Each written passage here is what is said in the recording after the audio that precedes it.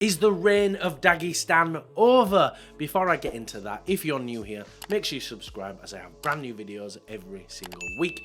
So before I actually get into this, before the lame Team Khabib fans start crying and saying shit like you hate Muslims, you hate Dagestani fighters, I don't care what religion a fighter has. I don't hate Dagestani fighters at all. I love watching Islam Makhachev fight. Well, maybe not all the time. Oh no! Islam! Head kick the ball. No, he's down. He's out. Oh, jeez.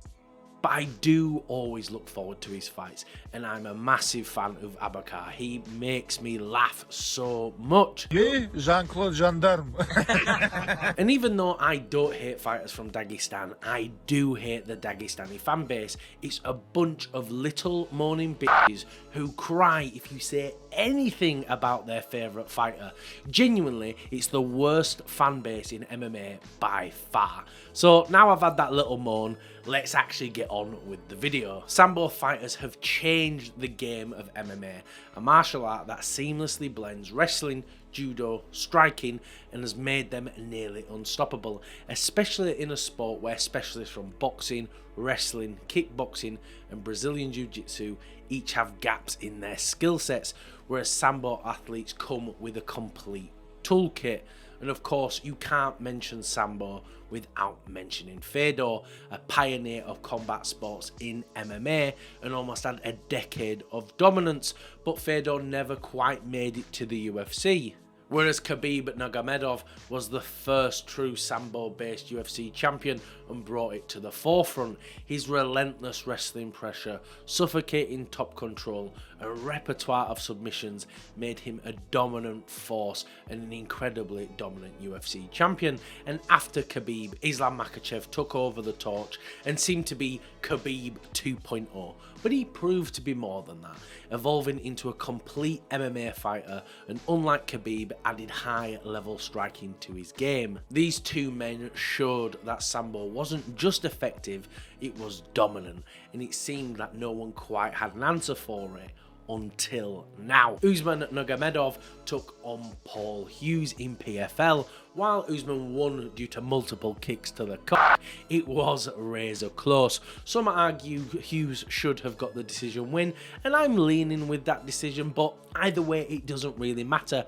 But it was a close fight, and Hughes highlighted the weakness in Usman's striking defense and cardio, areas where Sambo fighters were seen as untouchable. And on the topic of cardio, we have to talk about the rising star, the king of Nepo babies himself, Umar Nurmagomedov. Umar was seen as one of the most well-rounded Dagestani prospects, but due to nepotism, he was pushed too fast, too soon, and got an undeserved title shot. He got battered by Merab Dvalishvili and embarrassed. Merab, of course, is also a Sambo champion. He overwhelmed Umar with unmatchable pressure and pace. He showed us that fighters of Dagestan are not immortal and are very much beatable. Someone else we thought was immortal was Shavkat Rakhmonov.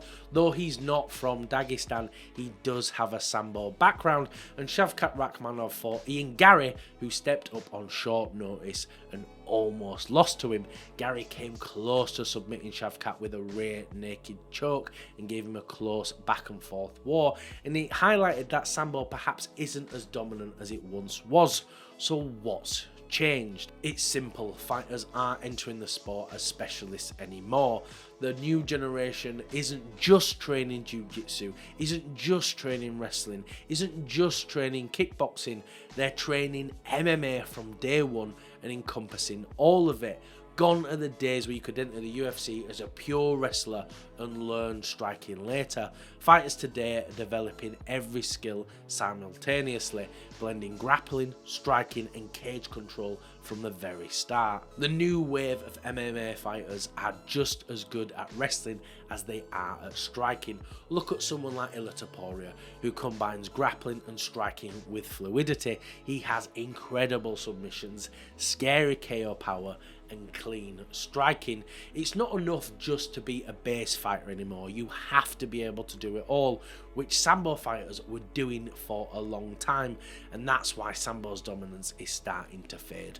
The sport has evolved, and so with it have the fighters. Obviously, don't get me wrong, Sambo isn't going anywhere just yet. Fighters from Dagestan will continue to be elite, and Islam Makhachev is still at the top of his game, but the gap is closing and closing fast. Look at the fight between Islam and Volk. Their first fight was razor close, and Islam does look beatable, and let's not forget he got finished by Pantoja. Pantoja, the guy's just doing it all. You know, he beat Makhachev, right?